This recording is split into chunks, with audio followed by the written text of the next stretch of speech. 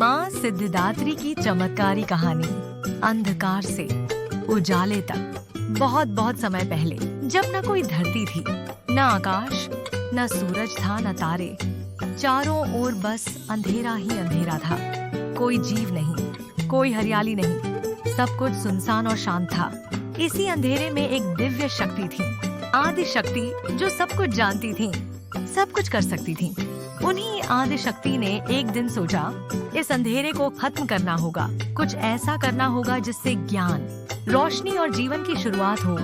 यही सोचकर उन्होंने अपना एक बहुत सुंदर और चमकदार रूप बनाया, और वो थी माँ सिद्धिदात्री। अब जरा सोचो, जब माँ सिद्धिदात्री प्रकट हुई, तो उनके आसपास एक तेज प्रकाश फैल गया, जैसे अचानक किसी ने सूरज जला दिया हो। उस प्रकाश से ब्रह्मांड में हलचल मच गई, और वहाँ जीवन की पहली किरण आई। माँ का रूप बड़ा ही शांत और सौम्य था। उनके 4 हाथ थे, एक में गदा, एक में चक्र, एक में शंख और एक में कमल। वे कभी कमल पर बैठती, कभी अपने सिंह पर सवार हो जाती।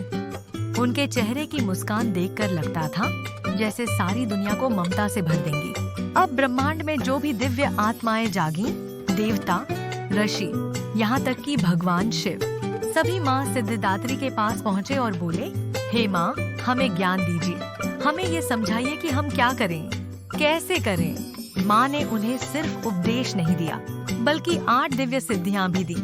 क्या तुम जानना चाहोगे ये सिद्धियाँ क्या थीं? 1. अनिमा, जब कोई इतना छोटा बन जाए कि दिखाई न दे। 2. महिमा, बहुत विशाल रूप ले लेना। 3. गरिमा, अत्यधिक भारी हो जाना। 4.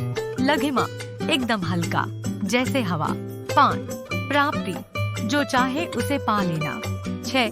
प्राकाम्य, जो चाहे वो हो जाए। 7. ईशित्व, हर चीज पर शासन करना। 8. वशित्व, सब पर नियंत्रण पा लेना। ये सुनकर भगवान शिव बहुत प्रभावित हुए।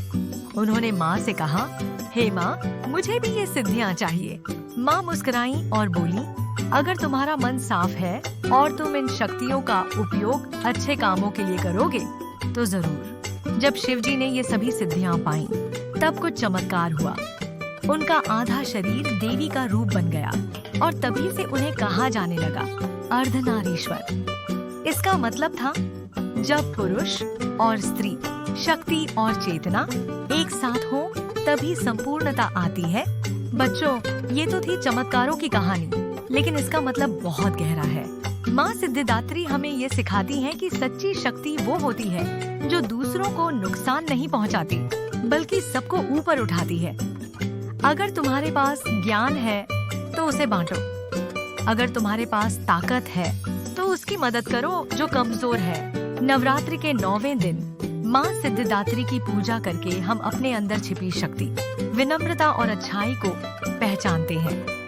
माँ की आरती करने से न सिर्फ हमें आशीर्वाद मिलता है, बल्कि हम यह भी सीखते हैं कि सच्चा जीवन वही है जो भक्ति, सेवा और सच्चाई के रास्ते पर चले। शिक्षा, सिद्धियाँ तभी सार्थक होती हैं जब उनका उपयोग दूसरों की भलाई के लिए हो। माँ सिद्धिदात्री हमें सिखाती है कि ज्ञान के साथ नम्रता और शक्ति के साथ करुणा होनी चाहिए। तो बच्चों और सभी प्यारे श्रोताओं, आज प्रण लो कि हम माँ के बताए मार्ग पर चलेंगे, सच्चाई, भक्ति और सेवा के रास्ते पर। जय माँ सिद्धिदात्री।